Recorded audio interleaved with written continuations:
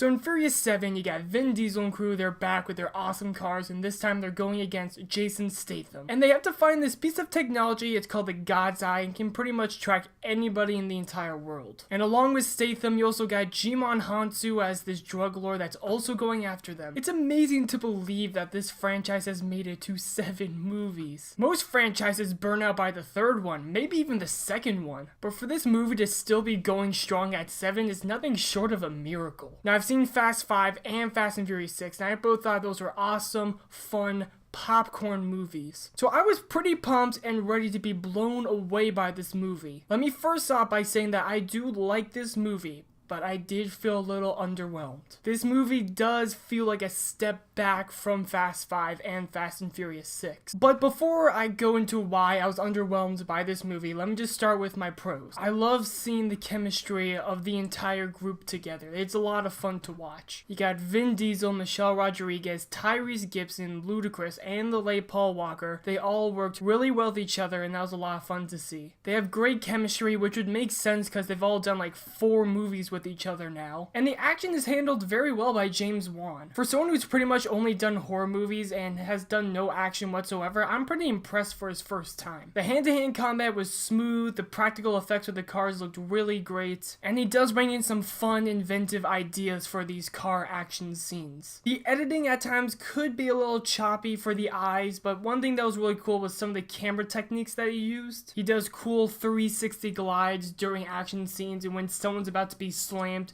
you see the camera like go upside down and like follow him as that person slams into the ground. It definitely is some sleek and cool camera shots for the action. I do commend James Wan for that. But if there was one thing in this entire movie that surprised me the most, it was Kurt Russell. This guy knows how to chew up scenery. He was an absolute blast in this movie and probably my favorite character. I hope we see Kurt Russell in the next movie. He's such a great addition to this cast and I want to see more of his character. Not to mention this is a pretty funny movie. I was laughing pretty hard at a couple of parts. And finally, I loved the tribute that they gave Paul Walker. The way this franchise did a tribute to Paul Walker was perfect. That's all I'm gonna say. So now let's move on to the negatives. The action sequences in this movie are just way too long. There are 2 main action sequences you see in this movie. The first one on the mountain you saw in the trailer with the bus and has the guns coming out of it. Then the other action sequence, which is pretty much the entire 3rd act that takes place all in the streets of LA. Both of the sequences just didn't know when to end. The first action sequence that you see on the mountain, it's like 15 minutes. When you hit the 10-minute mark of that action sequence, you're like,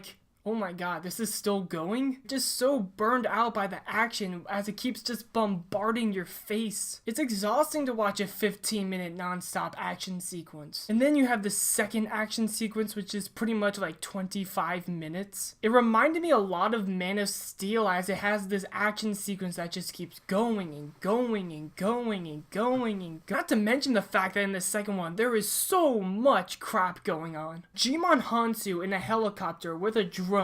Then you have Jason Statham going after Vin Diesel. And then you have this girl trying to hack the God's Eye technology. There's so much going on that I just can't keep up. I wish that both action sequences were cut down and made just a little bit tighter. I wish the whole movie was cut down a little bit because it doesn't feel as tight as it needed to be. And as I mentioned before, Jimon Hansu's in this movie as a drug lord. I think the movie would have been so much better if you cut his character out completely. Not only do we have a villain already with Jason Statham in this movie, but he's taking screen time away from Statham. I don't want to see a generic drug lord played by Jimon Hansu. I want to see more Jason Statham. They completely underused Jason Statham. It's because they gave too much time to Hansu. Now I know that Jeremy Johns said this on his review for Furious 7, and I don't like stealing work from other reviewers. But he made the perfect analogy. Jason Statham is the Winter Soldier in this movie. All he does is come in wherever the crew is, fuck shit up, then leaves for about a while, and then shows up again to whatever the crew's doing next. They completely mishandled Jason Statham's character, which is really disappointing because I was so excited to see Statham as the villain, but they completely mishandled him. And finally, this movie is filled to the brim with cliches. It was kind of sad to see some of the cliches they did when you see that the last 2 movies were so inventive and original. You have the cliche of the grand heist that they have to pull off during the big fancy party, and then someone makes a distraction at this big fancy party so the rest of them can go steal this thing. But the worst